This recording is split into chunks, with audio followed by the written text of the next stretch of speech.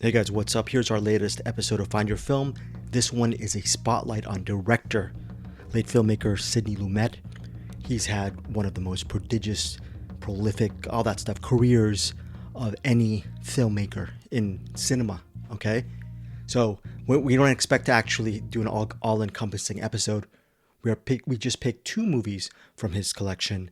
It's The Pawnbroker and also Nightfalls on Manhattan. So check it out. It's coming up soon. Also, I just wanted to say that in previous episodes, I've mentioned the website findyourscene.com, Find Your Scene. I've decided to actually house all of our archives and spoilers and entertainment news on Deepest Dream. So that's going to house this Find Your Film podcast and as well as the Cinematics podcast that I co-host with Anderson. Plus, when I get to it, I'm trying my best to, with the time allotted, since we all have full-time jobs. With the time allotted, I have my niece. I don't have to take care of my niece this summer, so it's a good thing. And I'll be posting up a lot more video versions of our podcast on the Deepest Dream YouTube channel. So please subscribe if you want to see the video version of our podcast to Find Your Film, and as well as other interviews that I do that Bruce does. Bruce Perkey, co-host Bruce Perkey, also is a writer for Deepest Dream. He writes a couple of stories a month for the site as well. So yeah, that's the big changes. Also on the Deepest Dream site, I will start putting a lot of spoiler stuff, a lot of separate spoiler posts, and just different kind of entertainment information stuff that's going to be archived on that site. Specifically for this site, after we did this, it's only a 60-minute episode. After we did this Lumet episode, we did a separate 25-minute mini spoiler episode that talks about the endings of Nightfalls on Manhattan as well as The Pawnbroker, okay? So if you've seen any of those movies, or maybe you see the movie and then want to talk about the spoilers or listen to a discussion about the spoilers for both films, I'm going to actually house that on a separate audio track as well. That's going to be on the Deepest Dream site. All right, guys, that's it. And oh yeah, you know what? I forgot to mention the reason why I picked Sidney Lumet. Many reasons. He's a great filmmaker. For this director spotlight, this was my turn, and I picked Sidney Lumet. I also have a very nostalgic feeling about him because he's just a filmmaker that I've always been inspired by. But specifically from 2004 to 2012, I lived in downtown Los Angeles, and starting in 2007, I met one of my best friends. His name's Jovan White, and he's a fellow cinephile. And there used to be a hotel bar right next to the apartment building I used to live in this place in downtown LA called Bunker Hill. And specifically, the bar was it was in the Omni Hotel, and we would just call it the Omni Bar or the Noe Bar, Noe Bar. And it's some of the best moments of my life. I can't believe it's been 8-9 years since I've last actually been a regular bar. Barkeep, a patron. Just great, wonderful memories, lasting friendships. One of my best friends, Deandra, I met her there as well. Just a lot of really wonderful things. But a lot of the conversations during those late night conversations dealt with cinema, especially when Jovan and I were talking, and we would always talk about some of our favorite Sidney Lumet films. We would talk about The Verdict, how awesome that is, and then I'd also tell him, because at that point, I believe he hadn't seen Prince of the City, and I was telling him how much Prince of the City meant to me on a personal level, and he would talk about Dog Day Afternoon, and he and I would, if I recall, argue back and forth about Serpico. I didn't like it. I know he loved it a lot because Pacino is his guy. So we would usually have these Sidney Lumet discussions well into the morning, where both of us were probably either bleary-eyed and tired from the day, and we just talk about guys like Sidney Lumet, and he was one of, I guess, our favorite topics of discussion. And it sucks because he's always told me that I should see this Sean Connery film called The Hill, of course, directed by Lumet. And one of these days, I'm definitely going to see that movie.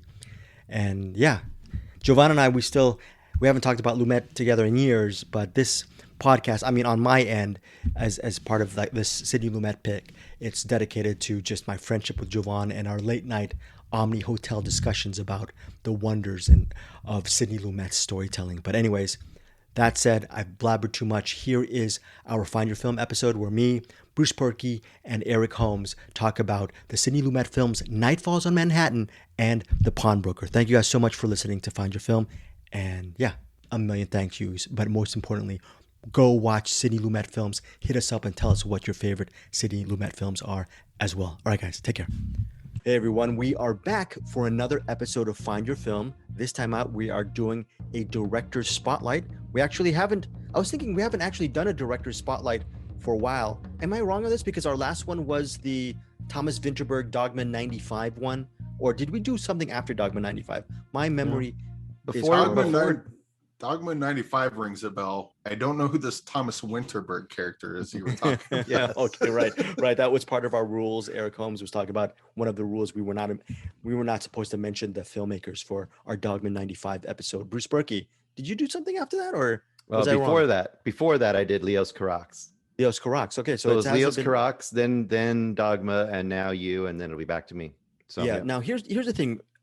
This director spotlight is kind of wonky in my opinion because we are spotlighting director Sidney Lumet, and you don't have 60 minutes is not even a fraction. It's not 1%. It's not even 0.5% as far as talking about the career of Sidney Lumet. We're not going to do an A to B or the A to Z biography on Sidney Lumet. We are going into, just like the opening of one of the movies we're going to talk about, the 1964 film, The Pawnbroker. We're just going to get right to it, okay? We're going to assume that Sidney Lumet is a director you may have known, or you might not know who he is as a director, but I'm sure maybe if you're a cinephile, you've seen some of his top films. Network, The Wiz, maybe. Bruce Perky, Eric Holmes, what are some of his other top films? Prince of the City. Name some. You nailed it. The Wiz and Network. The Wiz and Network. It's got the Dog Day Afternoon, Running on Empty. I think Running on Empty is that one a lot of people don't know, or is that? I feel like the people that like Running on Empty really love Running on Empty, but I don't know that that's I think it's popular one of his. Yeah, I think it's a little lost. Yeah, I feel like a lot of people. I never hear it get talked about ever. Yeah, no, that's a critically acclaimed film, but I think a lot of people who do love it, they love it because of Running on Empty and not because of Sidney Lumet. So that's one of those things because of Joaquin Phoenix is in that one. Okay, Bruce, name some more. Did we say 12 Angry Men? 12 Angry Men. And Serpico, yeah. Death Trap is a personal unsung favorite of mine of his. I just bought 2 Warner Archive collection DVDs, special order. I have this Richard Gere film called Power that I still have to see, that's directed by Lumet, and also this movie with Jeff Bridges and Jane Fonda called The Morning After. So I was joking to Eric Holmes, since I rarely date, even though I'm turning 50, The Morning After is something, unfortunately, I haven't been able to face for years. I have no social life. That sadness is going to permeate regarding our first pick of this episode, which is going to be The Pawnbroker. So for this episode, we are spotlighting the films The Pawnbroker, released in 1964, and Nightfalls on Manhattan, a movie I really love and I feel that's very underrated. So excited to talk about this movie, released in 1996, starring Andy Garcia. The Pawnbroker is headlined by Rod Steiger. Eric Holmes, last couple of weeks, just researching Sidney Lumet or thinking about him. What are some of your thoughts on him in general? When was the first time the name Sidney Lumet went into your brain? Well, I think the first movie I saw of his was The Wiz, and I like The Wizard of Oz as a kid. I like The Wiz as a kid. That was one of those, like, when I got older, I found out people hated it, and it just blew my mind. I'm like, why do you hate The Wiz? That was cool. I think it wasn't until I saw Network. I think I saw like an interview with Paul Thomas Anderson. He mentioned his favorite movie of all time was Network, or one of his favorite movies was Network. I was like, well, I like Paul Thomas Anderson, so I better see what this network business, what this network business is all about. And I watched that and I'm like, holy crap, that movie's fucking awesome. And then I kind of went back. I think I've seen Dog Day Afternoon before that, but I went back and watched that. And then it's kind of similar to William Friedkin, I guess, where like I had seen his movies but didn't know it was him. So it wasn't until It wasn't until I went and saw Network, was blown away by that. I'm like, who the hell is this guy that made this movie? Oh, Sidney Lumet. Let's see what other movies he's got. And then just kind of fell into a deep dive with him. Like just went and went and looked for any Sidney Lumet movie I could find. Get out of here. So you were probably, was this 10 years ago, 15 years ago? It was probably 2000-ish, I guess. Very cool. I don't know. And then of course he's got his book. Which is called Making Movies, his book right here. Movies. I'm glad you got yours. I was looking for mine. I couldn't find it anywhere. It is a Bruce. I don't think you have this book, Making Movies by Sidney Lumet. It is a seminal book, especially A, if you're a cinephile, B, if you're a fan of Sidney Lumet's work. Actually, I don't know if this is the most important element. If you really want to make movies, even though this is a movie making book of its time and place. There's going to be different lessons to be learned, like regarding if you're going to use the ARRI Alexa or digital cameras and whatnot. As far as making movies, I think, Eric, don't you think this is just a great book to have? Yeah. So I read that, and I read Robert Rodriguez's Rebel Without a Crew, and I read that almost immediately afterwards. And so both those books are like, you talk about movie double features. Those two books are a good double feature, because Robert Rodriguez kind of shows you how to make, how he made a movie kind of on low budget, on a do-it-yourself sort of kind of way. And Sidney Lumet is more professional, and this is how you do it within the Hollywood system sort of way. So it gives you two like night and day different ways of making a movie. If you're going to read one book, read Sidney Lumet's book. And if you're going to read two books, read Robert Rodriguez's book and Sidney Lumet's book. But then if you're only going to read one book, also read Robert. Yeah, they're both fantastic books, but reading them back to back, if you're at all interested in filmmaking, whether you want to or you're just interested in the process, both those books back to back are just amazing. Bruce, when did Lumet come into your sphere? Were you a youth, or were you in your 20s, or when did that name hit you? Kind of similar to Eric. I saw quite a few of his movies before I connected it to a name. I know for sure I've seen The Wiz pretty early. I saw Death Trap. I remember seeing that with my family when that came out in 82 or 83, something like that, 81. By the way, you've mentioned Death Trap so many times. I definitely need to see it ASAP. Yeah, it's pretty good. I don't know how it ages. I haven't seen it for a long time, but I remember at the time it being just really fun, and also one of the better twists I'd seen in a movie in quite a while. A pretty progressive twist for the era it came out. Now it might not age as well, but who knows. I just remember it being tons of fun too. I feel like it was around the late 80s, early 90s. At some point I went and I watched Dog Day Afternoon, and I knew I was seeing Sidney Lumet, and I went into all of those Pacino, the Serpico, Prince of the City. I always feel like those are kind of a trio of movies that are all in that same kind of, I feel like that's a Lumet period or something. Oh, very cool. You saw Prince of the City. You actually saw it. Mm-hmm. Yeah. Okay, yeah. I remember seeing that all back in about that time period, like late 80s, early 90s, because they all were out on, I think, VHS at that point. And that's kind of when I got him in my brain as a director. Oh, I'm sure I saw Murder on the Orient Express back at the time in the day too. Didn't have any idea who he was. I feel so ashamed. I've seen Kenneth Branagh's version of Murder on the Orient Express. No, good movie. But I still haven't seen Lumet's version of Murder on the Orient Express. Lumet's is really fun. If you saw the footage from it, you'll be like, you want to see it, because there's a lot of great actors in there, and they're all having a great time with it. It's one of those kind of actor-y kind of vehicles. So, We've talked before about Inherit the Wind, how it's such a good story that like every version is good because the story's that strong. I think Murder on the Orient Express kind of works that same way, because the Sidney Lumet version is awesome. The Kenneth Branagh version is a little more stylized, but it's such a good idea. It's just someone on the train died, and let's figure out which one of you it is. You can't get simpler than that, and it leads to a pretty thrilling story, no matter who does it. Well, and it's such a vehicle for a bunch of great actors to have some really fun roles, and just to really kind of sink their teeth into it, and just. Yeah, it's a win-win. You can't go wrong with it. Eric, out of all of us three, among us three, Eric Holmes is the one who's really, with courtroom dramas, you're very passionate about that genre. So take us back to the first time you just the idea of 12 Angry Men. I'm assuming, since you've actually watched every single version of Inherit the Wind. By the way, not directed by Lumet, but that's another popular courtroom drama cinematically. But is 12 Angry Men just really something that you really loved and you watched over and over again? And you mentioned Friedkin. I'm sure you liked both the Oh Lumet yeah, version, which is the original version, and the Friedkin version. I love both of them, and not to mention you got a great story, and you got a different version from two great filmmakers, and yeah. But I think the first time I saw 12 Angry Men was kind of early on when I was looking like that was the one that, because I wasn't really that into courtroom dramas, at least I didn't think I was. That's something that kind of came later. I was like, I think I kind of love courtroom dramas, but that one's one that's like, it's old, it's black and white, I'm stupid, and then I watch it and go, damn, this thing is good. And Okay, then yeah, yeah. I haven't seen 12 Angry Men since I was a teenager. I saw it, I taped it on television. I was so blown away that it's one of those movies.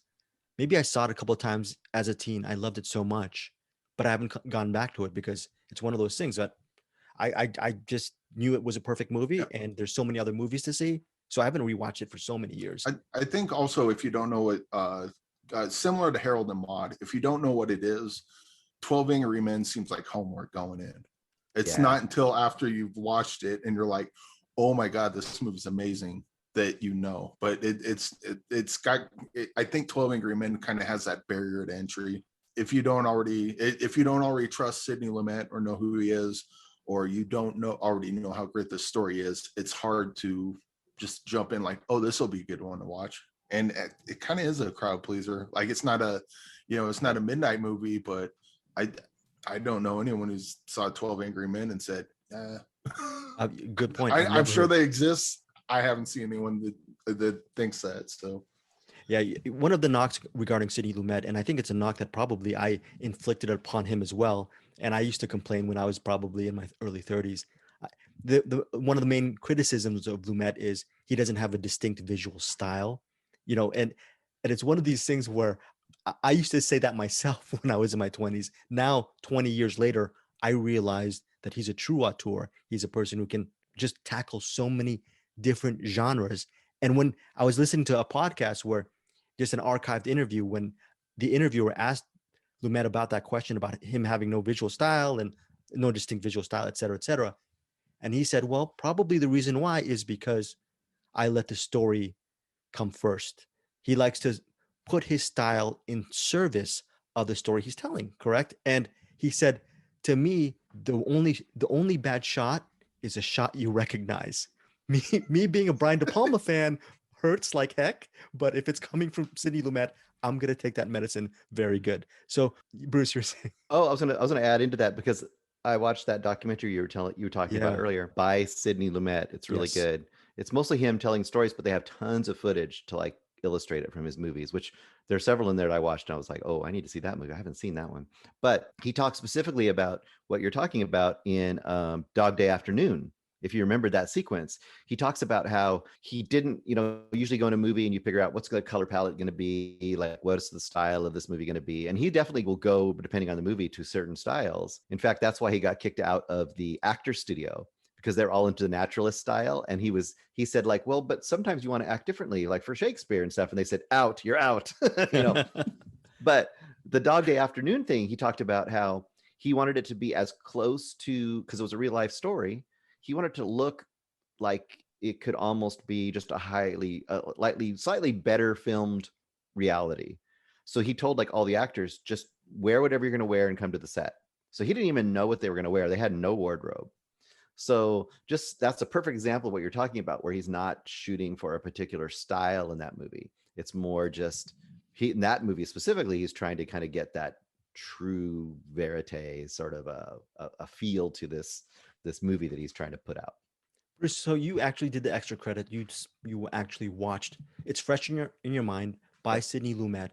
Currently, as we're recording this, it's currently streaming on Amazon Prime Video. If by some hook or crook you're listening to this and it's not streaming on Amazon Prime Video, Bruce, would you highly recommend this documentary? Is it worth it? And can you recount that really pivotal tale, which I'm trying to put in my, yes. Yes, I can do both. So I would highly recommend it with one tiny caveat. and that is there are a couple things. They do some pretty extended sequences for some of the movies, which is really nice. And he's illustrating like how he did certain things and what he was trying to get at and why he shot it a certain way, which is awesome. But certain movies might be slightly spoiled by that. So Sure. I would be slightly forewarned. Or if you're watching it and you're really enjoying it and you get to a movie you haven't seen by him, you might kind of just skip a little forward past that movie and go to the next part. But that would be my only caveat. But the pivotal story, now this is really interesting and really harrowing, I would say. Yeah. So it's mostly an interview with him with footage interspersed. It's pretty much just him. They don't hear the questions even getting asked to him. He's just kind of talking about his craft. But he starts out, the very first thing is he tells the story of he was on a train and there was a bunch of troops on the train. And I forget what year it was, but it must have been like around World War II or somewhere in Yeah. that time period. And there's this young girl on the landing of the train, outside the train on the deck there, and young, like I forget what age he said she was, but it was younger than 18. She was pretty young. And as they start to roll away, the soldiers lean out of the window and literally scoop her up and pull her into a car. And he's just looking at himself. He says, he recounts it, and he says he was kind of shocked and didn't know what to do. So he walked back to that car, to where that room, where those soldiers were, and they were all assaulting the woman. Like, and they even asked him, like, hey, well, if you want to pay, you can come on in too. And he just, and it just shocked him. And it was like this pivotal moment in his life where he was like faced with this huge moral moment. Like, what do you do in that moment? And the movie starts with that, and it doesn't finish the anecdote. And for the whole movie, it kept coming back in my brain, like, are they ever going to come back to that? And they do at the very end. So I actually won't recount how that story ends. Oh, very cool. But it's pretty impactful, and he's very honest. He's very honest throughout, but I think the way that he reacts is really interesting and really it's kind of profound in a documentary that isn't about that per se, but that side of it is really, really interesting. Without giving too much away, Eric, you got to definitely see by Sidney Lumet, wonderful documentary. And Bruce, I can't believe I said "oh cool." I'm gonna edit that on the final mix. I meant "oh cool," folks. You know what? I'm not the reason why, listeners, I said "oh cool." It's because I would have actually revealed it, but it's actually good that Bruce did not reveal it, just for the sake of you watching the documentary, specifically. And also, when you get to some of the Dog Day Afternoon sequences, Yeah. fast forward or avert your eyes, please. Okay. Now, the only thing I will say regarding, Eric, you were going to say? I wanted to kind of counterpoint on the scenes that they show in the documentary. I think that if you don't know who Sidney Lumet is, I think that might help, because we were talking about earlier barrier to entry, because the scenes are extended and they do kind of draw you in, like, like, well, the 12 Angry Men scene, it was the blind ballot, and if it's this, then I'll stay out of it. And it is a spoiler, but I think it doesn't give away the ending. It gives away the ending of that scene. And I think it's interesting enough that it might pull people and go, well, that's interesting. I want to see what that's about. Or, any of the other scenes that they kind of show. I think they showed the one of the verdict, which I guess is actually at the end. Yeah. But I think that those one, scenes, I think that those one scenes specifically, I was also specifically thinking of like Serpico. There's a really key element of Serpico, which would be good not to know. So actually, the Pawnbroker, for that matter. Yeah. But I mean, we could probably get into the Pawnbroker, because also that story that he tells kind of goes right into the Pawnbroker, because there is a scene where the pawnbroker is walking right by someone getting the shit kicked out of him, and he just kind of looks at it, has a flashback, and then just goes about, And then there was another parallel that I can't remember because my brain sucks. In fairness, regarding your counterpoint, in fairness to both sides, it's all about the way the film culture is. So, Bruce, you and I are pretty much of the same age. I'm assuming you and I read film criticism of the 80s, Pauline Kael, even guys like Andrew Sarris, where they talk about the entire movie. And the spoilers were actually in the essay. So people like me and Bruce of a certain age, we were used to actually being spoiled. And what's cool, and you know this, Bruce, what's cool now, the way film culture is today, the idea of spoiling anything is like you want to be a gatekeeper regarding people's expectations for a movie. So it's one of these things where it's catch as catch can. I think for the full enjoyment of By Sidney Lumet. So you love this. You love the documentary as well, Eric? You really enjoyed it? Yeah, yeah, Oh, okay. It was really good. Really, really cool. Yeah. So it's one of these things where, yeah, you definitely, it might not really spoil if you don't mind spoilers, that it'll really enrich your experience. But on the other hand, I totally agree. This documentary is rife with spoilers. That said, if you can take that bad medicine with some of the endings of these movies, I think it'll give you a really pretty good picture on what Sidney Lumet is all about. Yeah. So you know what? Let's just start off with The Pawnbroker. And the reason why I decided to choose this was there's a bunch of Sidney Lumet films I haven't seen, and The Pawnbroker was one of them. I was expecting to absolutely fall in love with this movie. Why? Because, yes, it's directed by Sidney Lumet. It stars Rod Steiger, who received an Oscar nomination for the movie. So good in this movie. He plays Sid Nazarman, a Holocaust survivor. Yeah, I mean, it's in the beginning. It starts off. Yeah, it's pretty early. Yeah, it's pretty early on. You see this.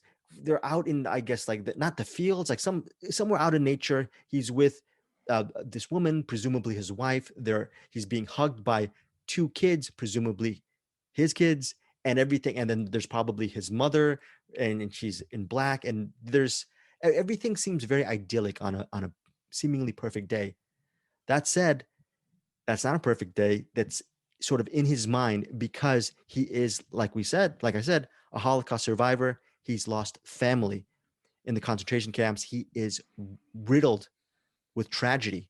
And Sid Nazarman, he goes through his life as a pawnbroker in the shop in East Harlem, pretty much obsessed, like I'm obsessed with cryptocurrency these days. He's obsessed with making money.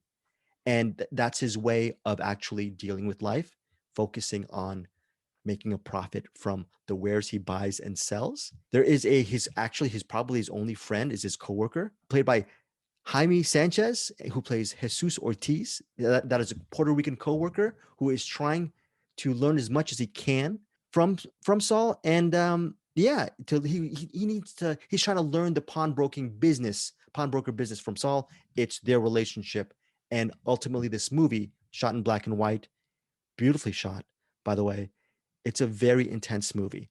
And before I get into my main thoughts, also it stars Geraldine Fitzgerald, Brock Peters, really great acting. Before I get into my final thoughts, Eric Holmes, The Pawnbroker, you've seen this years ago, so this is a rewatch for you. Yeah. Were you always a fan of this movie? This would have been like a lower tier Lumet for me until I just rewatched it. Because I think, like I said, this was one I saw pretty early on.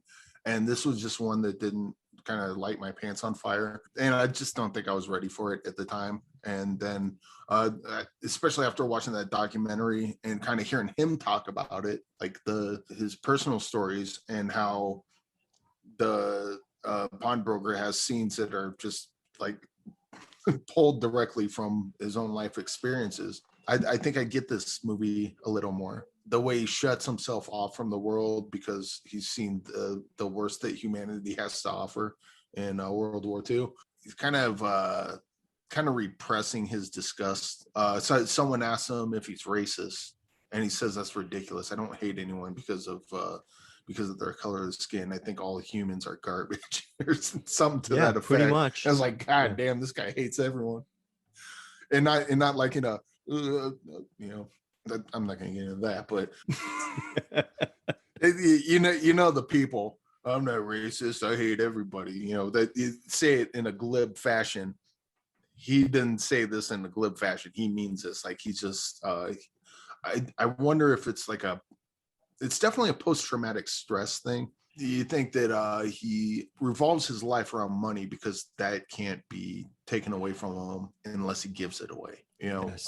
And if it is taken away from him, it's not going to hurt him emotionally. It's a tool to be used and collected and so on and so forth. But yeah, I think this movie resonated a lot more with me on this last watch than it ever has before. I guess the only part I'm kind of struggling with is a little hand thing that I guess we won't get into. That part I didn't quite get, but I think I'm kind of, the more I think of it, the more that's kind of starting to make sense to me. But yeah, it's a good movie, and I believe Morgan Freeman's in this in an uncredited role is Man on Street. I don't know if he says anything. I just saw that he was in it after the fact, and then I was like, I'm gonna have to watch that again now and see if I can point him out. I'm sure he looks nothing like he does now, but but yeah, I did the Pawnbroker a lot, and I think this is a movie that this might not be the case for everyone, but I think you need to be in a certain headspace to really get what he's going for in this. And if you're not in that headspace, this movie's going to seem like a mess. But if you can get on that wavelength, it's pretty powerful, I think. Yes, regarding The Hand, we're going to talk about The Hand. We're going to do a specific spoilerific mini episode that's going to live on our website, which I have abandoned. I've abandoned my website the last several months. Findyourscene.com. You're going to hear just our discussion of The Pawnbroker and Nightfalls on Manhattan, the ending sequences. It's not going to be on this regular podcast feed. We'll find a way to put it on that website for you guys to listen to once you see the movie, or if you've already seen the movie. So that'll be like an extra 15, 20-minute kind of extra bonus that you'll find on our findyourscene.com website. So we're going to get to The Hand pretty soon. Eric Holmes. So Bruce Perky, before we get to you, along with the awesome actors in this movie, composed by music by Quincy Jones, cinematography by Boris Kaufman. He's a DP on several Lumet films. It's beautiful to look at. Eric rewatched it, so it's an upscale for him because of the documentary. How did you take this movie? Did you really love it? Does it deserve the acclaim that it's received over the years? I think it does. I think it's a really good movie. It doesn't quite hit great status to me. There's a couple things that I think are slightly dated now. It's hard because you're doing a Holocaust movie, and now Holocaust movies are a much more common thing. So certain little things will nag me when I'm watching it, like, boy, those are the cleanest, best fed people in the Holocaust I've ever seen. I kept seeing those scenes and just being like, oh my gosh, they just look like they just walked off the street and they look great.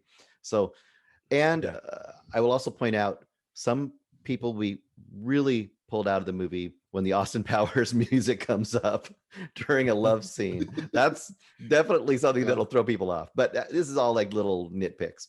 That is funny. Not the movie's fault, by the way. Austin Powers came. It totally isn't. But you're just like, what the hell? that does take you out for a second. Where did I hear? Oh, Austin, very good. Austin Powers. Yeah, it's very good. But on the plus side, obviously Rod Steiger is just off the rails great in this movie. He's just, I mean, he's just acting his ass off in this movie, like all through it. Yeah. I was thinking about what Eric was saying about him kind of having post-traumatic stress. And to me, it almost seemed like it was that survivor syndrome, where it's like he hates himself. It's kind of a cliche, right? But he hates himself the most, and then he hates everybody else too, just to kind of keep them away, so he doesn't have to have any emotions. And then the whole money thing I kind of took as he can control that, like that pawn shop is his little controllable world. That's where he has the ability to make everything the way he needs it to be. And he can tell people $2. That's all you get, $2, as people walk in. I also want to point out, to me, the scenes I loved almost more than anything in this movie is there's especially an extended sequence where he's just walking around at night, like on location in New York at night. That is fucking fantastic. I mean, he's walking by all these buildings, this weird architecture and the lights, and it's amazing. It's so cool. And it's at a time when that character is going through some shit, more shit than even has been all the way, but some shit. I liked all the main characters. I think the only other drawback to me was some of the customers for the pawn shop were kind of tropey. Like, they were just sort of like a little bit, I think now they look a little too over the top and a little too one note. Like, I'm the pregnant lady and my guy left me. Here's my ring. How much can I get for it? Those kind of things are a little bit like, okay. It's kind of like easy. Whereas one of these days I'm going to go up to a woman with a ring and I'm just going to say, it's glass. Yeah. Dude, So he had like a bunch of types that kept visiting him, and that to me was kind of like, eh. But I mean, all the stuff with Brock Peters, I loved Brock Peters in this movie. Yes, He is Brock so Peters, good. yeah, but excellent actor. He plays Rodriguez, pretty much the crime boss of that whole East Harlem neighborhood area. He has his hands on everything, his hand in every little pot. And, he runs, well, I'm not going to tell you what kind of businesses are around the pawn shop. That's going to be something that you, as the listener, and hopefully if you haven't seen the pawnbroker, you'll be surprised to hear about him. But also, I was reading on IMDb that his character, he's this powerful man in the area. He lives in a really nice, it's either a home or a beautiful apartment. I'm assuming it's a really awesome apartment. And that's not his roommate, that's his lover. And it's a male lover. You got to Yeah, think. I figured that too. Yeah.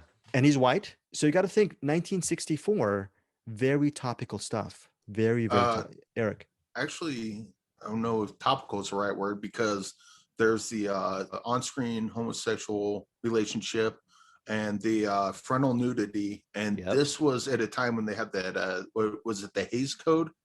Yep. Yeah. So this was one of the first movies that broke through that and eventually got rid of the Hays Code. So I think the Pawnbroker, and I could be wrong about this, but I think the Pawnbroker is one of the movies, kind of like like Citizen Kane, like even if you don't like it, you have to admire that it brought so much technique into filmmaking. I think Pawnbroker is kind of similar in that regard, that even if you don't like Pawnbroker, you have to know its historical significance and what it did. Like movies today would not be the same had Pawnbroker not came out and kind of, busted the walls that people put upon the filmmaking. Well, world. and that's kind of a That's little bit very what I was important. getting at with the Holocaust stuff. I think that people now watching it backwards are going to think like, this is pretty good, this is pretty cool, but they're not going to get the effect of what this probably was like to watch it back then. Because like you're talking about, all those things must have just been like, wow, this movie is just assaulting me. It's assaulting all the norms in a way that's pretty in your face. So I have to imagine watching this in 1964 had to be pretty pretty intense experience. On top of it's just pretty intense already, I guess I also agree. I guess I was wrong. It was topical. It just wasn't at the time. I don't think filmmakers were allowed to be topical in that regard. Oh no, of course, no, get it. Yeah, totally. No, good point on that. There is a lot of upscale, the historical, like Eric Holm saying, the historical significance regarding cinema. Very important to check out the Pawnbroker. We could do a whole podcast regarding the editing and the cuts to the flashback.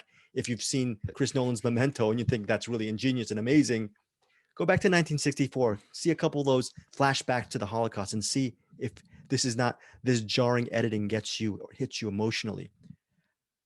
I really enjoyed this movie, and a little bit more than you, Bruce. I would, out of 5 stars, I'm thinking you're giving it like maybe a 3.5. I'm at 4 stars on this. Okay, okay, cool. It's good. Oh, 4 stars. Yeah. I'd be. I thought I was giving it like a 5 or a 4.5. This is a very, very good, excellent movie. 4 stars. Caveat is, unlike Eric Holmes, I don't see myself returning to the Pawnbroker. Why? Because I've already seen it and it's excellent, and I don't want to go through that journey again. It is unrelenting. This character, Saul Nazerman, he's been through so much. You can understand, you can empathize, but he is a meanie to a lot of people, you have to have empathy regarding his character, but his own journey is just so tough to take, and Lumet doesn't pull any punches, and which credits the movie, but does not make me want to return. And Eric, do you see it? What I'm trying to say regarding that, or it went a little deeper with me this time. Another scene. Well, Bruce, you mentioned the scene with the ring where she's trying to sell it. It's, I'm not buying it, or I'll give you $1. It's like, but this is my wedding ring. And he just looks at it, just matter of factly, it's glass. But you just see her heart break because she didn't know that. And from his point of view, she's trying to scam me, calling this a diamond ring and it's a glass ring. But you see in her face, she's just now realizing for the first time her husband lied to her. Well, he also seems to be like Okay, I guess I'll just leave. Don't you think he's also kind of like, just like, hey, life's tough and it's fucked and it's gonna fuck you at every turn. So get Yeah, over it. It's gonna happen to you too. So he just yeah, kind of he just bluntly like throws everyone else into yeah. that boat with him. He's like, yep, you're gonna be here with me, so get on it. I mean, and Yeah, you're to right. to his credit, though, he survived the Holocaust. So if there's Yeah. anyone that can take that perspective, it's him. No. It's Yeah. like Too. your husband broke up with you. Boo hoo! I survived the Holocaust. It's like, Yeah. I mean, that's a one-upmanship to the nth Yeah. level, I guess. So True. all huge recommendations for the Pawnbroker, all solid film. But Bruce, do we do the caveat meaning this is unrelenting? Just be prepared for something like that, or is that Yeah, not? I think that, I mean, like you said, cinephiles definitely hop right on in. But if you're like, hey, I want to go see, I don't know, pick your feel good movie. This is not it. So Okay, so that is the Pawnbroker as we speak, currently streaming on Amazon Prime Video. I'm sure there are many ways to rent it. I haven't checked, done my homework if it's available on DVD or Blu-ray. I'm assuming it's so. It's one of these things. I may be. I think down the road I might go Eric Holmes and actually be a completist and collect all of Lumet's works. As much as I love the Pawnbroker, that might be one of the last ones on my list because that'll just be on the shelf, not collecting dust. I'll dust all the dirt off, but I'll just keep it there to collect, but not to watch again. Okay, so that is the Pawnbroker. Our next film, it happens 32 years later. Nightfalls on Manhattan in 1996. First saw this. First time I saw this was I was actually at the Paramount Studios lot. Saw it at a mid-afternoon screening. Unfortunately, around that time, I think I had just seen Prince of the City around that same year. I was expecting another Prince of the City. I walked out of that screening really enjoying it, but thinking to myself, I love this movie. It's good, but it's not Prince of the City. And I have a feeling it's not going to be as popular as Prince of the City. That's a very unfair assessment regarding Nightfalls in Manhattan. When it came out, it wasn't a huge hit. It's not considered one of Lumet's best films. I did the rewatch over the years. Again, 1996. Over the years, my mind would often drift to Nightfalls in Manhattan and realize how much I felt that movie was underrated. Regarding spoilers, I'm just going to go right with the plot summary for IMDb. It says, quote, and this is a spoiler, Bruce, but it says it on IMDb, quote, a newly elected district attorney finds himself in the middle of a police corruption investigation that may involve his father and his partner. I'm reading right off the top. The reason why that's kind of funny is because that happens about, halfway through the movie.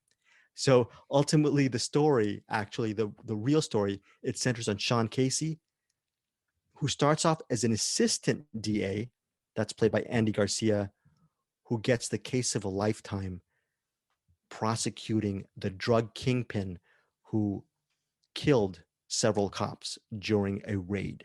And Ian Holm is Liam Casey, the father of Sean Casey. The reason why Sean Casey got the gig to become a prosecutor was because his father, Liam, was shot and nearly died from that incident. James Gandolfini co-stars as Joey Allegretto, the partner of Liam Casey. We're going to also talk about a whole bunch of a lot of the other actors. I'm sure Eric Holmes is going to throw in his own thoughts on Combe Fiore. We should just call ourselves the Combe Fiore podcast. He's lately, also yes. yeah, he's also in this. So, anyways, right Lena off the top, Olin. Lena Olin's also in this. She plays a criminal defense attorney assistant DA. So she's also in this. She becomes a love interest of Sean Casey's. She has a really good role in this movie. I feel this movie is underrated. I'm hoping you guys at least kind of like it. Bruce, let's start off with you regarding Nightfalls on Manhattan. I kind of like it, but I don't Okay. love it. No, I think this is, to me, it's rated just about right. I think this is lower tier Lumet. It's a little more. Uh, I look at all of his kind of his crime, like I talked about earlier, kind of his crime cop trilogy. Even though he has others in that genre, I think those are all just really top notch movies. And even throw in The Verdict in there as a really, really great movie. Whereas to me, this one's just a little bit more, it's a little overheated. It's a little bit of a cheeseburger cop movie. I wasn't surprised by any of the beats. Like I knew, oh, he's going to be bad. Oh, we're going to discover he's bad. And I thought that it kind of, it was too fast. I mean, not that I want a movie to be 3 hours long, but I thought it went very fast. Like, oh, he's just a DA. Now he's a DA. Oh, now he's this. Now he's running for this. And it's like, oh, this guy died or is almost dying. So now he can become running for this. And it's just like, it plot wise, it was very accelerated for what actually happens in this movie. And everybody screamed. Everybody screamed. His boss screamed. He screamed. When people get upset, they scream in this movie. Ron Liebman plays his boss. He screamed all the time. The district attorney, who ultimately does not become the district attorney again due to something, but he screams a lot. Yeah, but it's good. All that being said, it's good. It's an entertaining cop drama with some twists and some thrills and some decent acting. But to me, it's not much more than that. Also, if you're a fan of The Sopranos, Dominic Chianese, he plays the judge. Again, he's joining James Gandolfini. There's a lot of character actors you've seen. I mentioned Ron Liebman. There's also, of course, Richard Dreyfuss, Jaws' own Richard Dreyfuss as Sam Vigoda. Jaws' own Richard Dreyfuss. He plays Sam Vigoda, the attorney who butts heads with Sean Casey during the trial. He's a criminal defense attorney. So that's a very intricate movie. Bruce thought it was really too sped up, even though you liked it a little bit. Eric Holmes, your thoughts on Nightfalls on Manhattan? I agree with Bruce in that this goes too fast, and I do want to see a 3-hour version of this. Maybe I do too. I don't know. But so it's they have that whole opening. It's almost like it's 3 movies. You got the opening scene where you get to watch everything go down, and you get to watch the guy shoot the cops, and you get all the information right there. And then they go to the court scene, and I'm like, okay, this is going to be the rest of the movie. It's going to be a courtroom drama for the rest of it. And then the court scene, the court part is done. And I was like, huh. And I paused it. Mm-hmm. Oh, we still got a lot of movie left. I was like, this thing's wrapping up pretty quick. And then so I had no idea what to expect for the last third. And I think they all kind of work together in ways I wasn't quite expecting, because the guy that kills the cops, normally in a movie like this, he would be sympathetic, and he's not. He's a murderer. He likes it. Granted, he's been kind of dealt a rough hand, but he still has made choices that you can't turn back from. So you kind of want to root for the cops in that regard. Like, yeah, just throw them, lock them up, throw them away the key. But then at the same time, you start to learn, even before they get into the corrupt cop stuff. Who's the guy that looks like Ben Mendelsohn that yells all the time? Oh, Ron Liebman. Oh, yeah. First of all, I do like that guy. But yeah, he's very good. Like the way that. Because Richard Dreyfuss, like, we're gonna turn ourselves in a peaceful. There's a word for like a peaceful a surrender, or peaceful surrender. And the first thing they do is they open the door and just punch him in the face and drag him out of the car. It's like I'm watching that going, yeah, this seems like cops to me. But so like the cops, like I'm watching before this court hearing comes up. I'm watching how Ben Mendelsohn's forget his name. Ron Liebman. His character, he's kind of the guy calling the shots, and all the shots he's calling, I'm thinking, I'm not a lawyer, but I'm thinking, dude, if you want to get this guy, you're making trouble for yourself, because you're just opening yourself up for all sorts of lawsuits and appeals and all sorts of anything. And to the point where Richard Dreyfuss knows what time it is. First thing he has the cop killer come in, take off his clothes. All right, turn around. You'll notice he has no scratches, no cuts, no bruises. Great. I expect him to come back, in the same condition. That was awesome.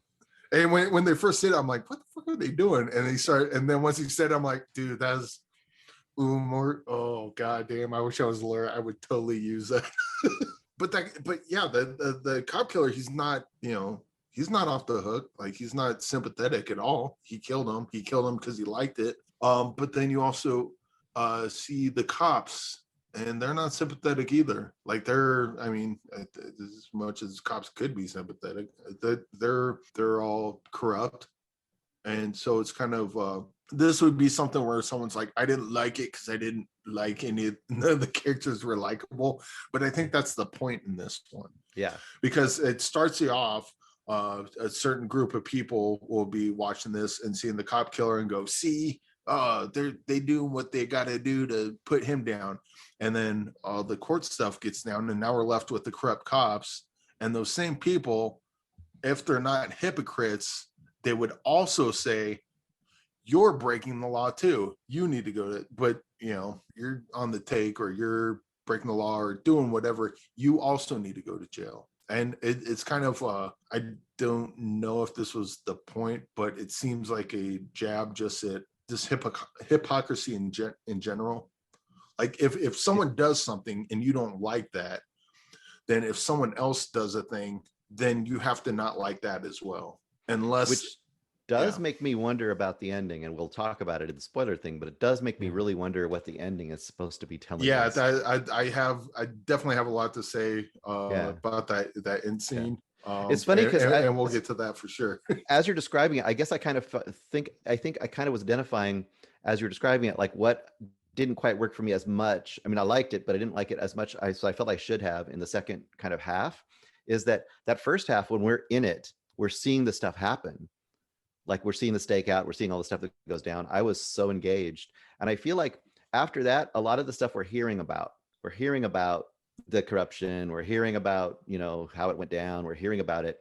And it's still interesting, but it's like, it's all kind of being just told to us. We're not seeing, I know why, because we're following the Andy Garcia character to see how he reacts to all this.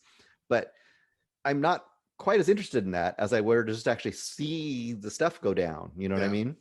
So that was like my only kind of reservation at that point. I guess I just saw that movie different. I saw the first movie as they were holding back on showing us the police brutality, because they want people to be sympathetic towards the cop. They want to root for the cops, to have them. Let's get this guy. He's a cop killer. They want him to get him, and then they want to have those same people see if they feel the same way at the last half, when they're seeing the cops do shady shit and murder shit and all this and that. But we never saw the cops do very much shady shit. We just heard about all the shady shit they did. Oh, okay. Yeah. That's what I'm saying. Like, I would have liked to have seen both things happening. Like, that's the thing that I kind of feel like when some of the other ones we talked about, we were in it. Like the other movies that I loved that were kind of in the same genre for him, I think we were in it the whole time. Or if it's a courtroom drama, it's a courtroom drama. That's a whole different thing. Yeah. But I kind of felt like that's where that kind of doing a little bit of everything weakened it, where it could have been really strong. Not bad. Like I said, entertaining. I enjoyed it all the way through. I was never bored. I enjoyed it. I had a good time watching it. I just felt like more. Slight recommend from you, Bruce. Yeah. Slight recommend for you, Eric. I'd say a heavy recommend for me. Oh, heavy recommend. Yeah. But again, I did want a 3-hour version of this. You did want a 3. And yes, and to Bruce's point, though, now that you mentioned that, I think a longer version of this movie, you could go into that, because with as short as a movie, run times of movies go, and this is essentially 3. That's not 3 acts. This is 3 movies. Like you could have had that first third be one movie, second third be the part 2, and the third be this movie could have easily been stretched out into a trilogy. Easy. Yeah, no, definitely. Yeah. It also, we forgot to mention Confiore. He plays Elihu Harrison. He's the protege of the Ron Liebman character. Ron Liebman is the district attorney at the beginning of the movie, Morgenstern, and Elihu Harrison, played by Confiore. He's the protege, the right-hand man of that lawyer. So he has a really small, kind of a small part. He's in and out of the movie. He's very good in the movie. Also, we have to mention Ian Holm as Liam Casey. He's fantastic as Sean Casey's father. The scenes between Andy Garcia and Ian Holm this might be the best I've ever seen. Like this is the first movie I can think of when I saw Ian Holm in it, where I'm like, he's fucking awesome in this. Like he's always been good, but I really liked him a lot in this one. Yeah, when you can share a scene with James Gandolfini, who's your partner and outshine him in a certain scene. It's so hard. And by the way, Gandolfini's very good in this movie too. We mentioned Lena Olin, all very good performances. One of the reasons why I really love this movie, and I do see your points regarding it was rushed. First off, there's just a lot of stuff that goes on in this movie. It's one of the only 5 movies that Sidney Lumet penned the screenplay for. So it's written and directed by Lumet. It's a personal film. Well, you know what? Could it have been written by maybe Mamet, like how Mamet did The Verdict? Yeah, maybe it might have been an upscale if we had someone like a David Mamet pen the screenplay for Nightfalls on Manhattan. But the story of Sean Casey, a guy who is unwittingly thrust in from a sort of, I guess, ears to the ground assistant DA who's just paying his dues to a guy who becomes pretty much a celebrity amongst the lawyer and cop profession. Oh, by the way, Sean Casey is a former cop turned assistant DA turned district attorney, as the IMDb spoiler summary says. Okay, but it's about a guy who and I think Andy Garcia, who does shout a lot in this movie, is very good in this movie. But as Sean Casey, the idea of a man who gets almost everything that he wants, but has to understand that his idea of what is fair, what is justice, what is the law, his own moral beliefs, this is a morality tale where the protagonist has to really look at himself in the mirror. And it's a very personal story, even with all of its flaws. It, like Eric Holm says, yeah, it should have been probably a 2.5, 3-hour movie. It is 3 movies, but I love Sean Casey's ultimate journey, the ending of the film. There's a lot of exposition in this movie. The ending of the film is exposition laden, and it is a heartbreaker of an ending because it is so true in how one sometimes must navigate in life, not just as a lawyer, but as a human being. So I think as Lumet was talking about lawyers and crooked cops and the corruption of politics, he was also talking about the ultimate corruption that is inherent in humanity. All you need to do in this life is get older, and you're going to see enough corruption and compromise in your life, no matter what part of the world you live in. And I think that's what I really loved about the themes behind Nightfalls on Manhattan. What did you love about it? You said heavy recommend, Eric. So what did you really love about Nightfalls on Manhattan? I just like the whole theme of hypocrisy and kind of there's a lot more, but I can't talk about that right now. Oh yeah. So, you're right. Yeah. The stuff I really, really loved about it is the stuff that I cannot talk about right now. So I'll just leave it there. That is a very good teaser, Eric Holmes. So that is Nightfalls on Manhattan. As we're recording this again, Nightfalls on Manhattan by Sidney Lumet, that wonderful documentary that Eric and Bruce just recently saw, and also The Pawnbroker. They're all streaming on Amazon Prime Video. Hunt them all down if by this recording, Amazon Prime Video pulls a switcheroo on you and you can't find it. I believe they're all worth renting. Bruce, caveat: Nightfalls on Manhattan worth renting for $2.99, $3.99, or no? Yeah, no, I think so. Especially if you like crime dramas and stuff. It's solid. I just wanted to go. I wanted to go more with it. I wanted more. Okay, so we're gonna close this episode. It's just a very quick Lumet episode. Nightfalls on Manhattan. I say quick. This is probably a 70-minute episode. Nightfalls on Manhattan. The Pawnbroker. Bruce Perky. Just within the last week and a half, we pulled this Lumet episode out of our you-know-whats because down the road we're gonna get back to Toto the Hero. That's a very. I'm glad we actually delayed the Jaco van Dormiel episode because that's a very personal episode for me. Bruce, what are the main things about Lumet that really stuck with you the last week and a half just researching his stuff? I just reminded again of like how many awesome movies he's made, like how many classic movies he's made. I mean, just blows me away. Watching the documentary kind of just highlighted to me the through line of kind of these characters that are I wish I could remember the phraseology he said exactly. People that are constantly trying to kind of buck the system or fight. There's a lot of fight the power. There's a lot of stuff like that in his movies that is really interesting, but his characters are always complex. I think he's just a fantastic filmmaker all around. Just so great. With By Sidney Lumet, the idea, again, thank you, Bruce, for not spoiling it. But the idea behind that documentary, which I saw it a couple of years ago, which stuck with me, was because of that traumatic incident, Sidney Lumet as a filmmaker was always passionate and focused on, no matter what movie he was going to tackle. Well, I don't know about The Wiz. I've never seen The Wiz, but at least a lot of his movies, he wanted to portray protagonists who are a witness to something. How do they react to the events that unfold before them?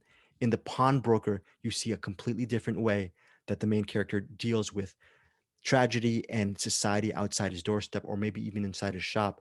And on Nightfalls on Manhattan, we have Sean Casey realizing all of these external events slowly but surely domino effect into his life. How is he going to be a witness to this form of injustice? So it's really interesting. If you do have the time, listener, check out By Sidney Lumet. They will give you a lot more added perspective into these movies, just like the Pawnbroker gave, was really an upscale for you, Eric Holmes, which we're going to close with you. Just final thoughts on Sidney Lumet. You went on a deep dive on Sidney Lumet back in the early aughts. Do you think, because of these two movies down the line, are you excited to see even more Lumet films that you haven't checked out?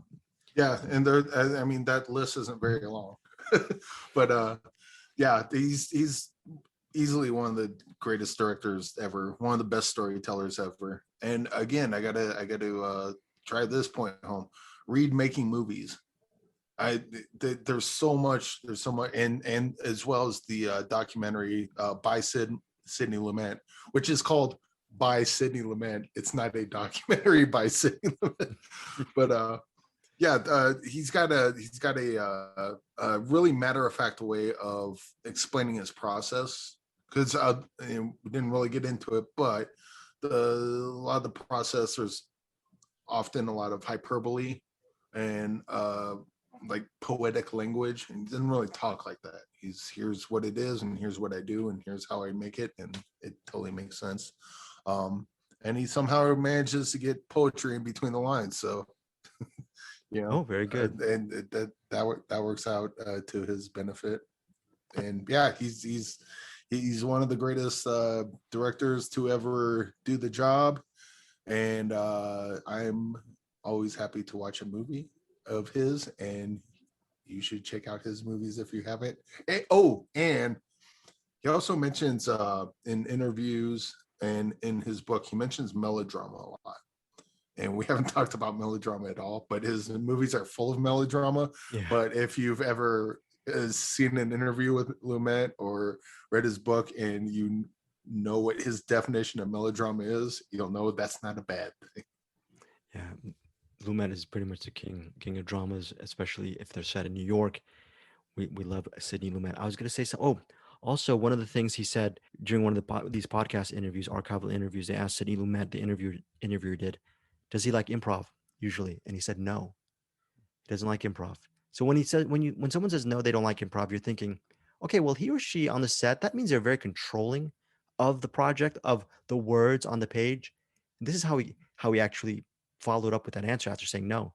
He goes, in the rehearsal process, if the actors have a problem or a different version of the lines that they want to say, I usually tell them, hey, you can change these lines just as long as it gets you to where we're going. So let's workshop it in the rehearsal, and then he'll workshop it. Maybe if it's his own screenplay, it's that you're not cutting the middleman. But if it's based on another screenplay, which is most of his films, maybe he'll contact the writer and they'll workshop it with the other actors. So by the time they get to the set, there really is no improvisation. So I think it's a really cool way of controlling the environment, but giving the actors free reign to change words, lines, phrases, as long as the story itself is intact. Eric, what do you think of that process? Well, it's not. I mean, I think be a misnomer to say he's against improv, because he's for improv, just not on the day.